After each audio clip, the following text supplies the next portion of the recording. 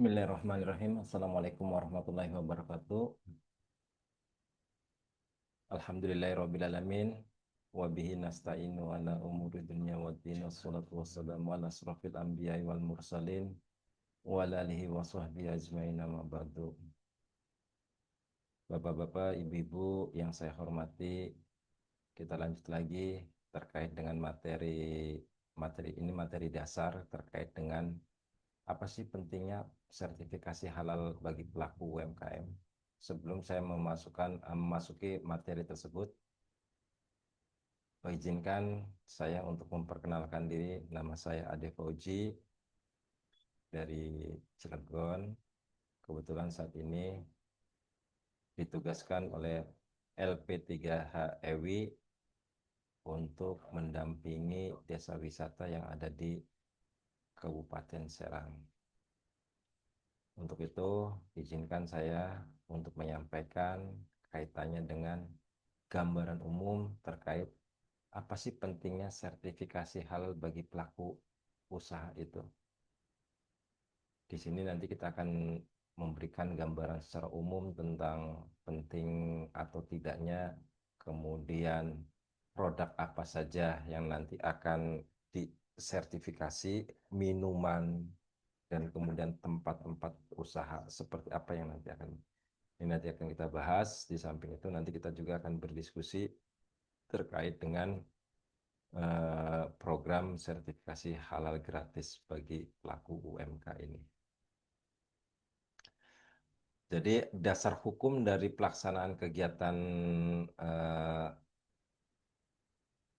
sertifikasi halal gratis ini adalah Undang-Undang Nomor 33 Tahun 2014, Pasal 4, produk yang masuk dan beredar dan diperdagangkan di wilayah Indonesia wajib bersertifikat halal.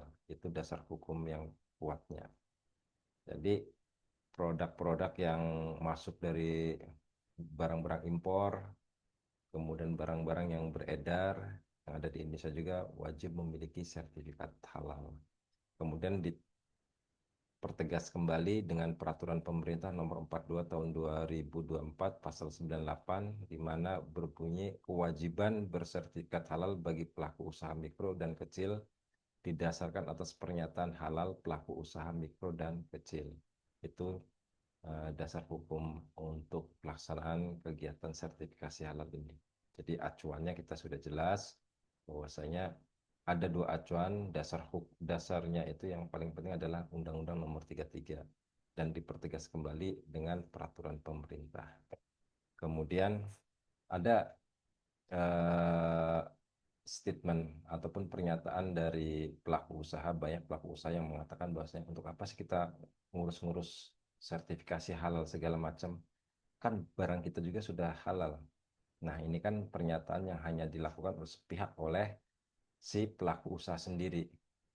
Karena kehalalan suatu produk itu bukan hanya dari pernyataan dari si pelaku usaha itu sendiri, tetapi harus ada hitam di atas putih, ataupun harus tercatat, ya, harus tercatat, dan kemudian ada proses yang memang dilakukan, dan kemudian dari proses itu juga kita bisa mendeteksi, melakukan verifikasi dari mulai hulu sampai dengan hilir terkait dengan produk-produk yang dipasarkan, dan kemudian muncullah sertifikat halal. Jadi begitu sertifikat halal muncul, jadi sudah tidak ada keraguan lagi nantinya bagi pembeli ataupun pelanggan gitu.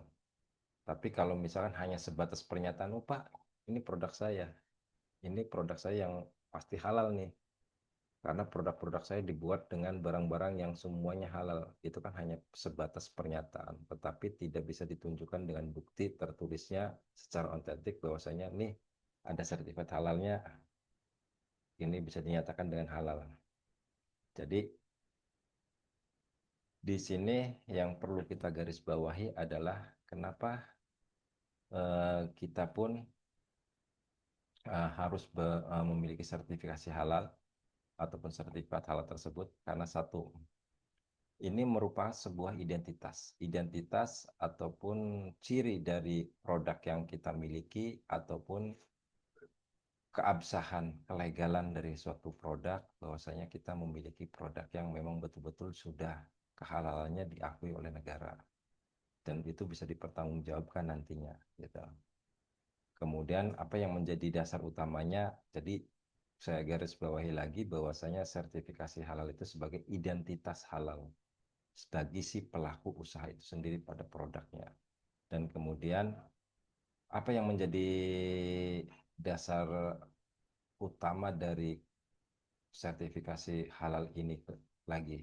Yang selanjutnya adalah potensi market calon pelanggan bagi pelaku usaha, di mana di Indonesia ini 87,2% adalah penduduknya Muslim, ataupun sebanyak 229,6 juta jiwa.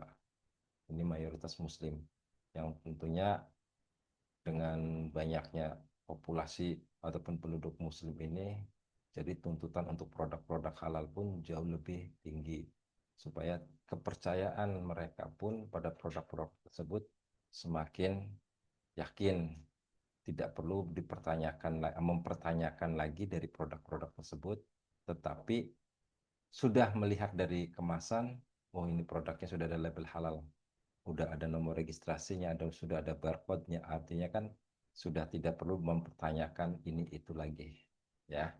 Itu sebagai identitas diri. Sebab secara umum kalau kita bicara identitas, ini kan contoh, sebagai warga negara pasti kita punya KTP, itu adalah identitas kita.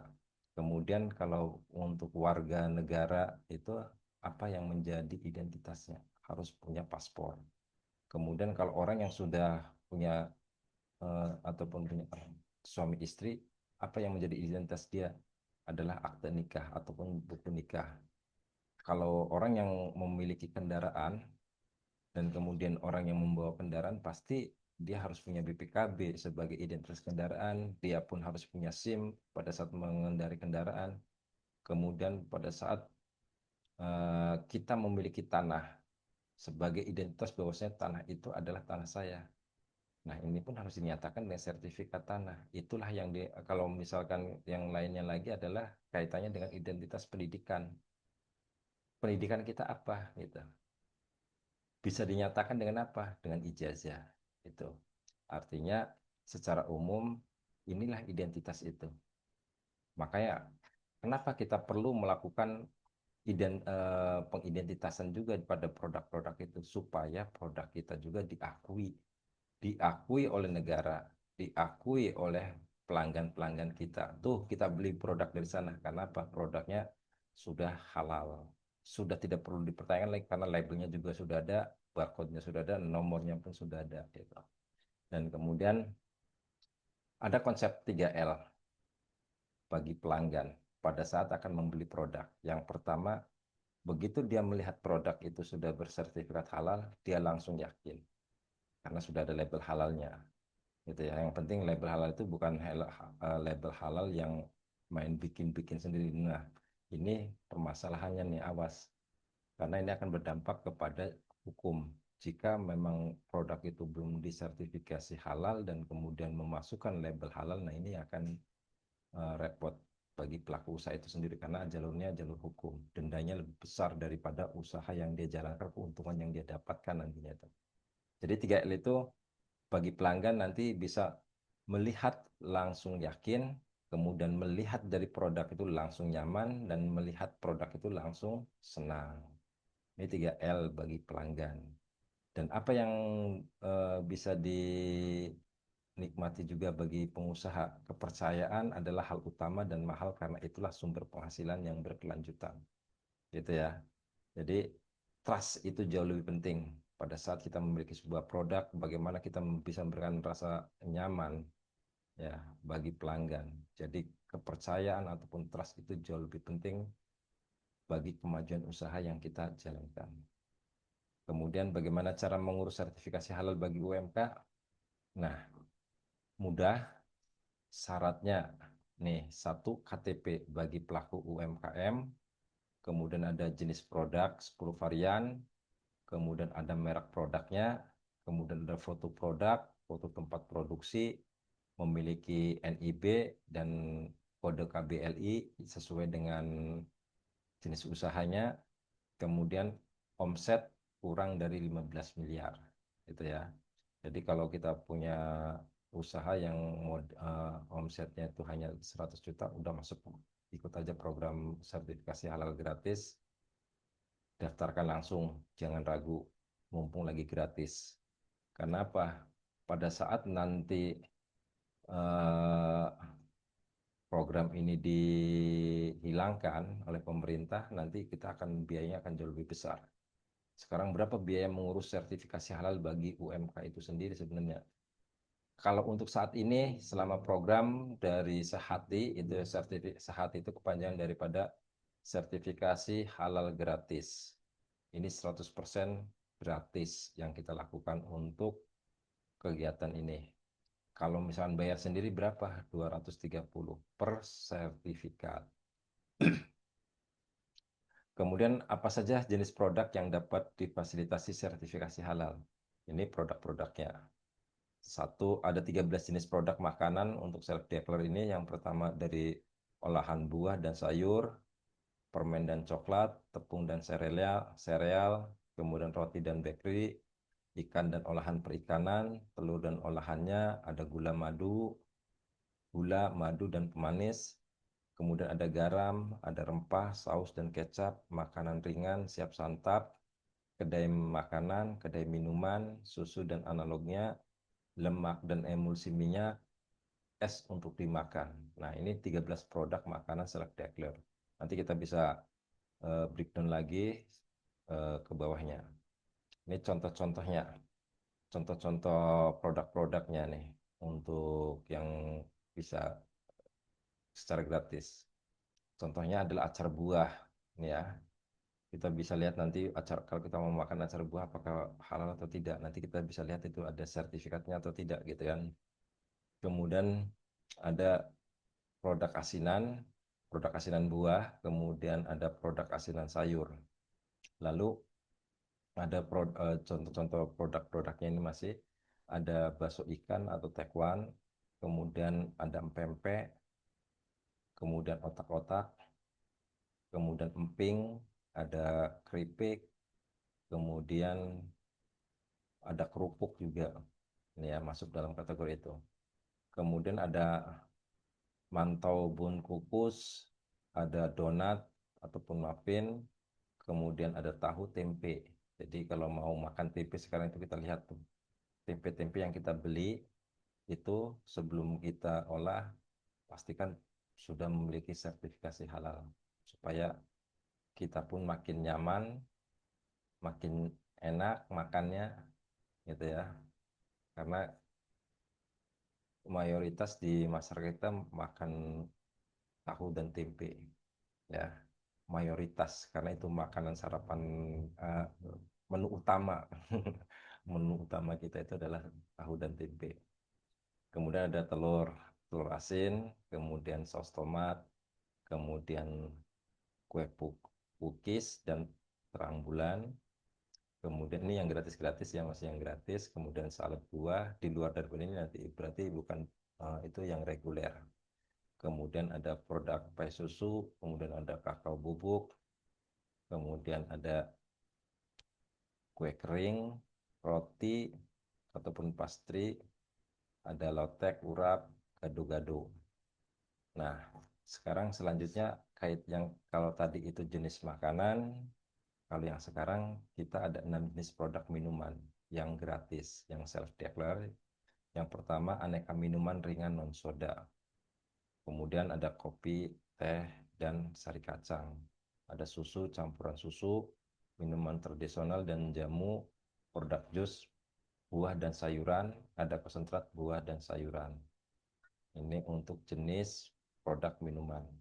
Contohnya ini, jus buah, kemudian milkshake, kemudian es krim, ada lagi yogurt, kemudian wedang tradisional, produk sirup, ada kopi, kemudian minuman coklat, ada sokes, tuh. Jadi kalau kita tadi bicara makanan, kita bicara minuman, sekarang kaitannya dengan tempatnya.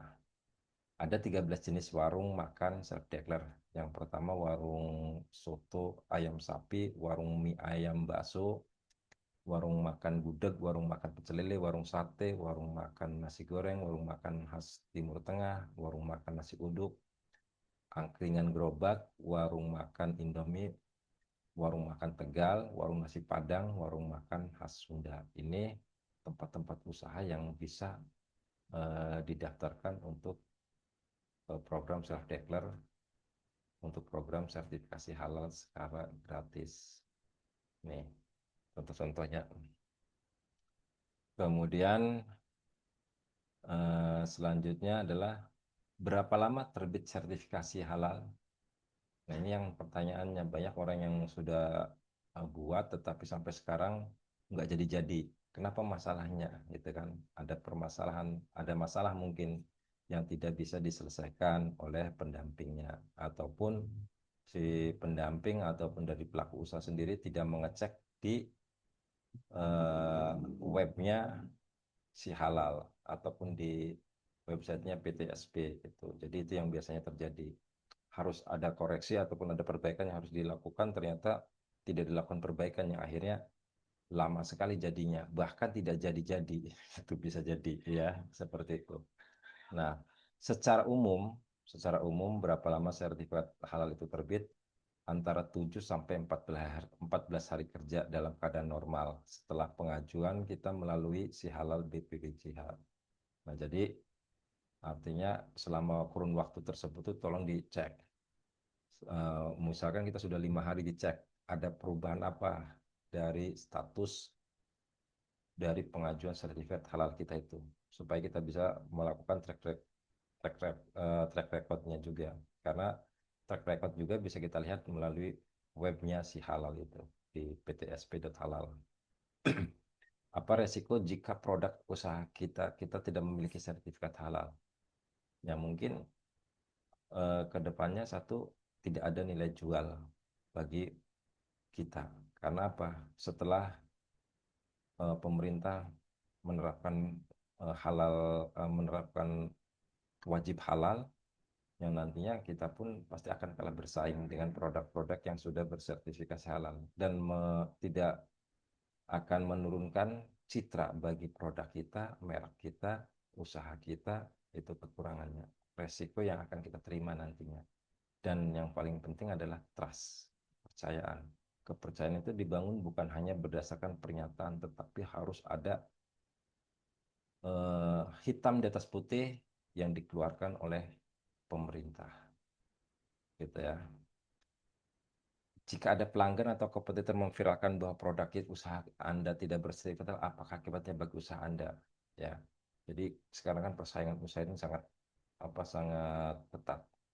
Mungkin kompetitor kita ataupun pesaing-pesaing kita, mereka akan menjatuhkan kita dengan cara-cara yang tidak etis. Wih, jangan makan di sana karena di sana apa? Produknya tidak halal.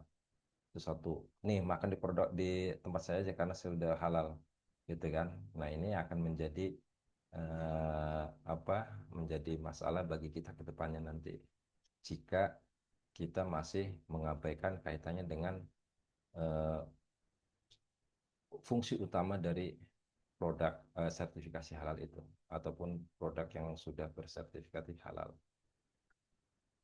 Pada intinya kami dari P3H EWI ataupun LP3H EWI siap mendampingi proses sertifikasi halal produk Anda secara gratis.